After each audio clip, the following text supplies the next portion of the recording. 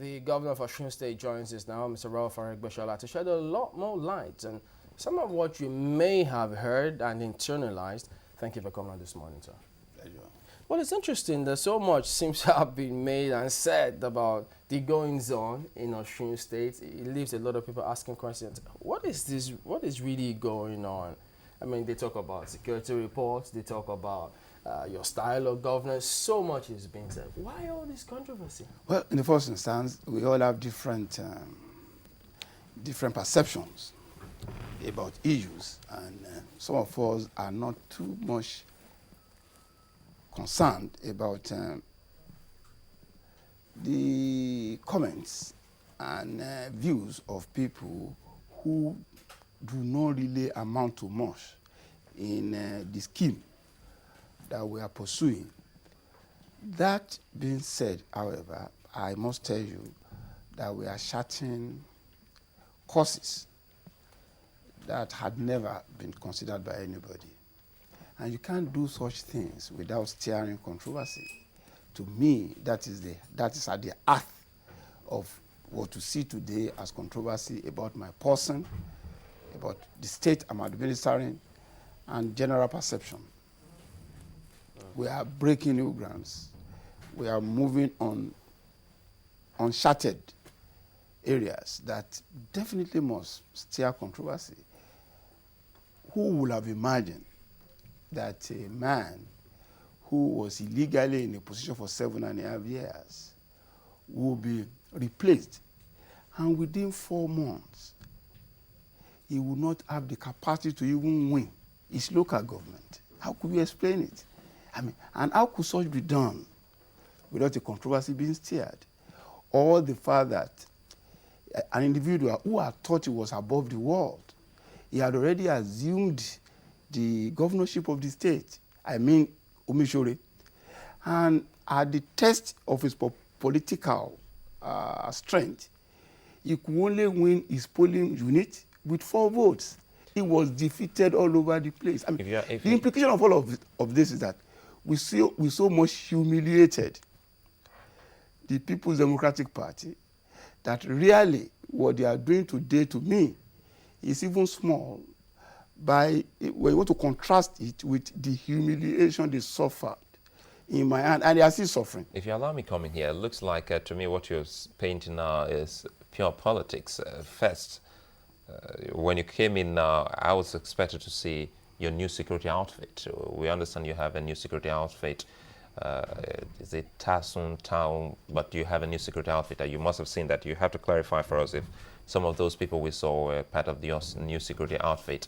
And we're also told that you have changed the anthem from the national anthem to Osun. No, first you call it the state of Osun, and you have an anthem. These are some of the issues that have been in the news space, and good enough you here, maybe you should be able to clarify things for people watching. Well, thank you. I was trying to emphasize the fact that what you are witnessing is the belly aching of people who never expected the tsunami of the political tsunami that swept them totally out without a root. You must realize too that my state was the only state in the southern part of Nigeria that did not return PDP president. So when you put all this together, you will then appreciate the interest in that state by the PDP. The answer to your question on security of it is simply that it's totally fictitious. It's a lie. It's a ruse.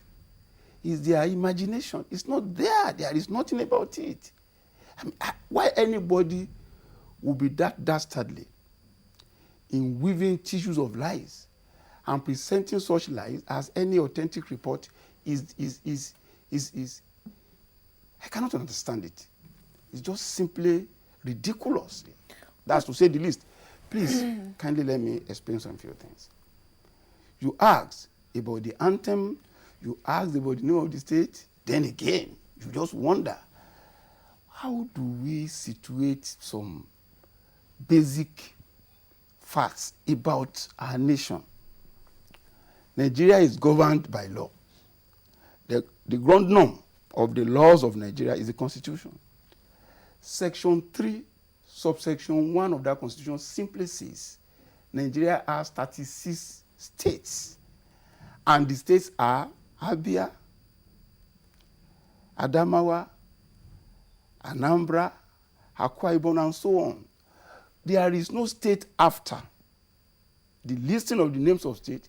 There is no state before. That's about Nigeria. However, should you want to even now follow logic of syntax,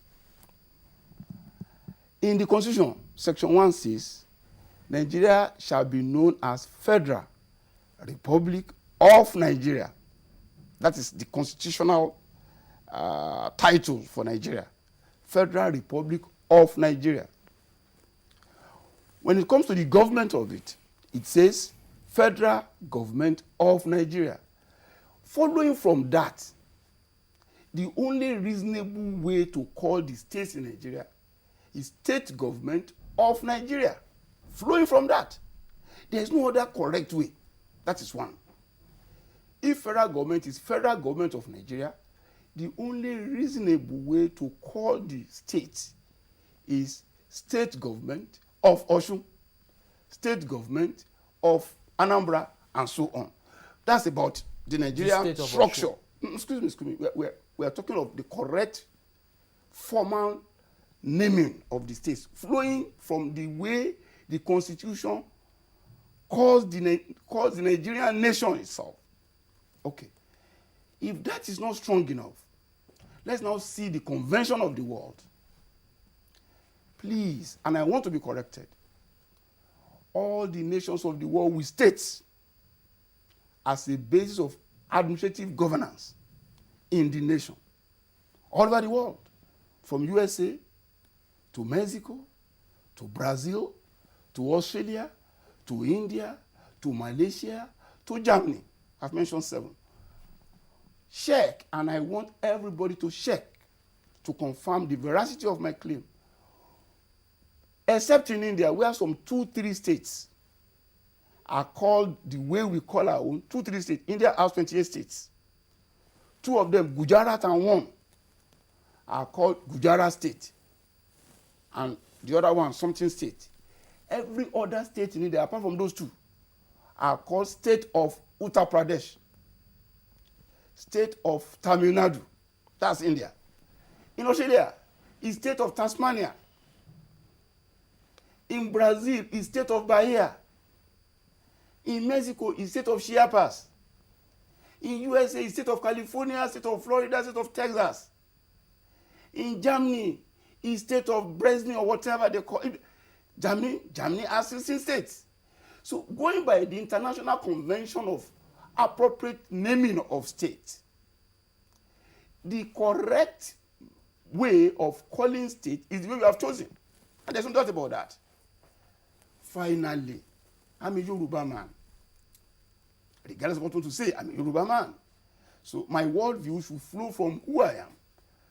In Yoruba, it does not make meaning to say Osun Ipinle, which is the interpretation of Osun State. It does not make meaning. The only way it makes meaning in Yoruba is to say Ipinle Osun, which is State of Osun. So when you put all this together, from the Constitution to the International Convention and my own cultural, natural cultural basis or position, have given the state, following the Constitution, the best name you must call it, which is the State of Osun or State Government of Osun. And that is my position. There's nothing extraordinary about it. It's very interesting, because those who do this syntax thing, might have a different perspective, especially when it comes to interpretation, transliteration, and a host of other things. But don't you think that there seems to be some obsession with the opposition party in your state? Well, you have said it all. I've told you they are desperate. They are so much distressed by the blitzkrieg. But you don't seem to be ignoring them. You seem to be paying them a lot of attention. I don't. You think so? Do I look like somebody worried by them? I mean, there's always one controversy or the other, and then you seem to be trying to get more states to join the ACN as if it were the only progressive party. And I laugh. What's democracy? What do you call democracy? What is politics? It's contest for power and territory. That is all there is in a democracy.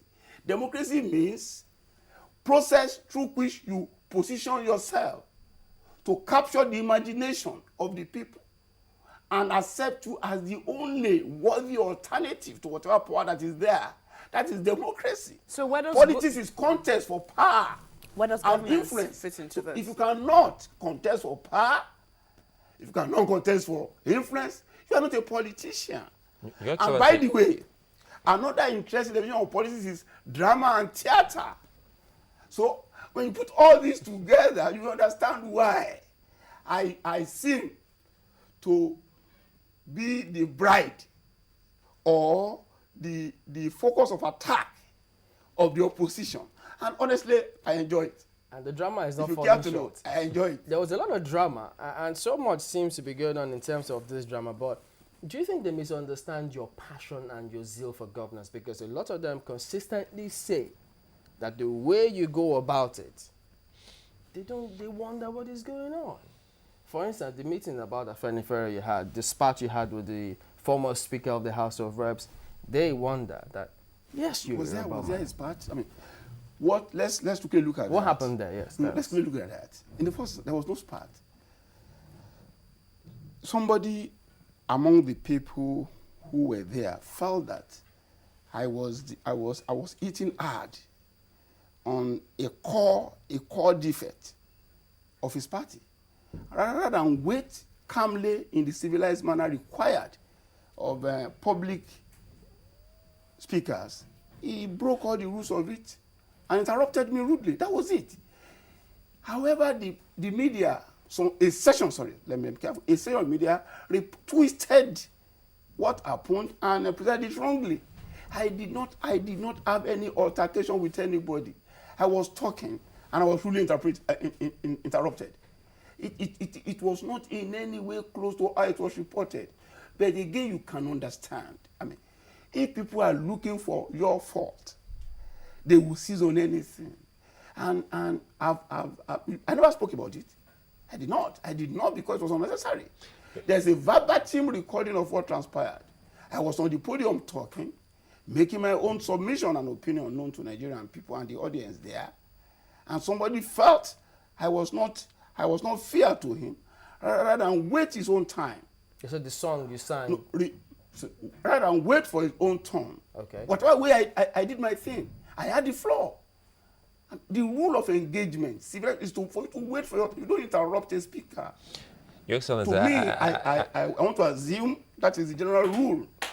Your Excellency, just allow us coming here because really we don't have time. Too bad, because we actually thought we were going to have an hour with you, and we have just less than 6 minutes. Very quickly, I'm quite sure another headline over the weekend, all through last week, was an SSS security report on you. Yeah. And for a moment, people said, wait a minute, you should have been the custodian of the laws and everything, and the state of Osun. But now they say you're a security threat. How true is that? I do not believe. I still don't believe that. But did you see that headline? No, I saw it. I mean, come on, why wouldn't I say it? But I do not believe the report really came from the SSS. I had visited the Director General of the SSS, and he told me nothing of such came out from his own office. So probably some of these characters who believe they have a score to settle with me felt that could help their cause. I've told you, I said it in person. What you have there is a bundle of lies, pure and simple. There's nothing to it. Probably you will help by accompanying me to the entourage I came with and my convoy to check whether there is any strange security personnel in my convoy. None at all. They claim, oh yes, but if you even compare, or if you analyze, not compare, if you analyze their utterances on Osun Youth Empowerment Scheme, cadets, you will see an illogical trend in it. At one point, you claim graduates are being used to sweep the street, cut the grass, and you are saying these same people are used as regular police. I mean, would I be daft enough to use people who are cutting grasses, who are sweeping road for protection? What protection would they guarantee? I mean, how will you be paying? How are you paying pittance to a set of Nigerians who you just feel you must support with the meager resources of the state to have some means of livelihood, and again set them to replace the regular security? So what you have there, which we have tried to analyze, are simply fictitious, untrue, and false. Okay, comment on this before you go, because there are those who don't even know what's happening. They don't understand. They are watching for the first time. They also keep asking, why are people going to court saying they want to see your medical records and all of those? Saying you also have people in Osun who are going to public schools to enforce the use of hijab. Are all this politics too? Is it possible? I mean, listen, I'm a Yoruba man. My immediate sister, from the same parent, is a Christian. So if I cannot Islamize my own nuclear family, how will I attempt to Islamize the whole state? Just all lies. I've told you. I mean, you are visited with this and you think there are issues. There are non-issues. There are things that you can really go to Osun to confirm yourself. I mean, I hope you have correspondence. As a medical record, well, if the way I look in any way portrays a lunatic, then I don't know who is sane in Nigeria.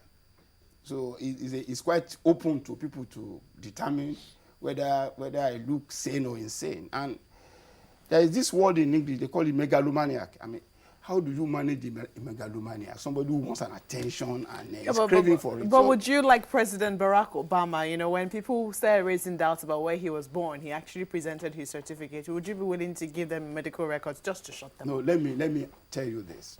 You do not act like a madman to satisfy a madman. That's my simple response to you. What's the business of a medical record? It's not the same as birth certificate. Please.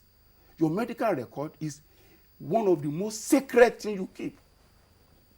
You cannot say because somebody says you have scars under your briefs that you go naked. It does not follow at all, and I want us to really put it at that. You do not get insane because somebody is saying, and an insane person is levying an allegation against you. Well, if you do, you are indeed insane. well, unfortunately, we're out of time because so much to talk about here, but maybe we'll just hope you find time again to be in town, and then we can look at other developmental matters, maybe the ones you're focusing on in the States, and see what seems. I'll briefly tell you, the state is moving on, and it is in fact that the state is moving on that they are totally aggressive, mad, and uncoordinated. It's not a question of coming here. Yeah, in the next 12 months, yeah, Osun will be a new place. 12 months. That everybody will struggle to be and see. In the next 12 months. Yes, 12 months. We'll take you on that. Thank you. Hope you invite us when finally that time I comes. will, because there will be a big... I won't even have to invite you. The development will be so phenomenal that all responsible Nigerians will want to witness it.